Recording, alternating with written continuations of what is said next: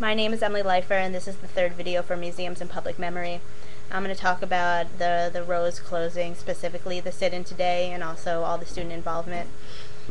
I thought the sit-in today was really good in that it really asserted the museum as a public space, as somewhere the community can come and gather, and usually would be to learn, but today it was to speak out, and it was the most interaction I had seen with the Rose at the end of my whole time here, and I really thought that was great. It's just a shame that these were the circumstances. I didn't get a chance to take any footage of the sit-in today, and that's because I've been very involved with this student group called the BBCC, the Brandeis Budget Cuts Coalition. And we had a meeting tonight where we talked about the Rose, because the organizers of the sit-in today are also a big part of that group.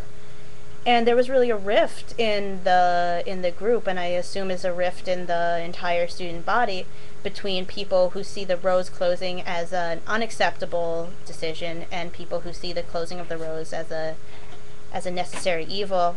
And I think it speaks a lot to different opinions on the role of art in life and in society nowadays, well, really in general.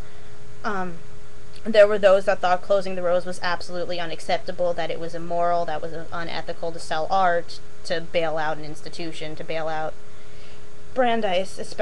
One, because just the idea of liquidating an entire museum for its monetary value just seemed unprecedented and wrong. But there were also, and this was coming mostly from art history students, fine art students, and people like that. Though at the sit-in there was an econ student, a biology student, who also spoke very passionately about keeping the Rose and its role at Brandeis and its necessity. But this other group, who expressed their opinions, saw all this fighting about the Rose as somewhat antagonistic, and somewhat antagonistic to the administration, seeing them as fighting to keep some pretty pictures at the cost of the university, and saw that the fight was just sort of arbitrarily going against one of the decisions, because all the decisions are awful. A lot of people were framing it as either the Rose or 10% of the faculty, and I think the administration is also trying to put all these budget cuts, which are all awful decisions, in the way of one or the other, and not really encouraging ideas that aren't the ones that have already been proposed. And part of the group I'm in is very interested in coming up with new ideas other than the ones on the table.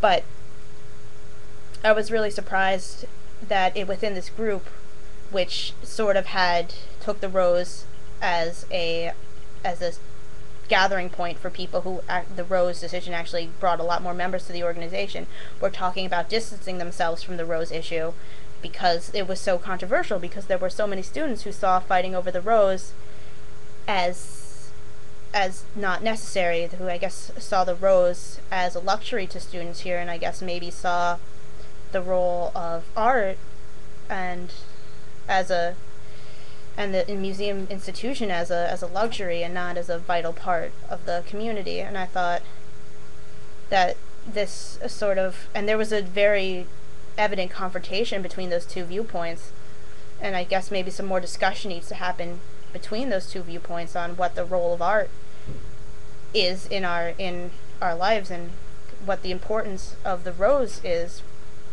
in displaying and exhibiting that art, and how that affects our life here at Brandeis, and I guess the art in general, I don't know.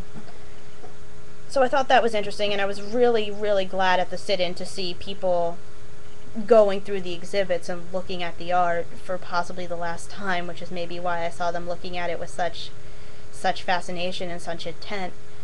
I guess knowing that it might be gone, they took it as one last good look at it.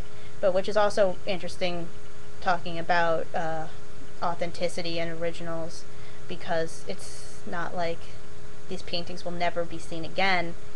If they're gone, they just won't be seen again in originals in their original form. And I guess I'm talking about the aura of the original. People will never be able to be that close, to be in the presence of the work like they are at the Rose, and like they were basking in today. And I'm really excited to go to the Come See Art performance exhibit going on tomorrow, because I really think that is going to deal with the issues of the role of art in our lives, and the role of museums as owners of the originals of these masterworks, and sort of a relation to them by displaying these reproductions. And I'm really interested to see what kind of conversation comes out of that. In addition, I'm part of this club called Art Attack, and just to do a little shameless promotion, what we're planning to do is have a funeral for the Rose, with a funeral procession from Rab to the Rose, everyone wearing black, having possibly a fake theatrical prop of a coffin. And when I was thinking about it, at first I had this idea and I thought that it would be great, but then the more I thought about it, the more I thought of the different ways it can be interpreted. How I meant it was sort of a tongue-in-cheek kind of poke at, oh, the rose is dead, but it doesn't have to be the rose is dead, but it can rise again. Sort of this is what you're doing, you're killing the rose, and sort of making that dramatic statement. But then I realized that it could also be seen as funerals. I mean, as funerals are meant to be, a sort of closure process, a sort of mourning that didn't have this sort of other side of hope and of anger. And so I sort of thought that it could be seen as a acceptance of the rose being gone, and I didn't want that. And I also thought, again, in the light of these conflicts that were going on within the club, as some art students making a fuss, disrupting the campus with something that really isn't all that vital.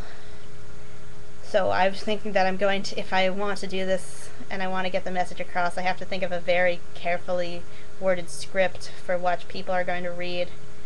And then, I mean, do I really want to do that? Do I really want to have a protest type of thing with that's carefully scripted? And I'm having a lot of issues with that personally. But I mean, I'd like it if people from museums and public memory could maybe come to that and maybe think about those issues too. I don't know. But I'm very excited to go see the Come See Art tomorrow. Hopefully the Rose funeral next Thursday, people will come to that.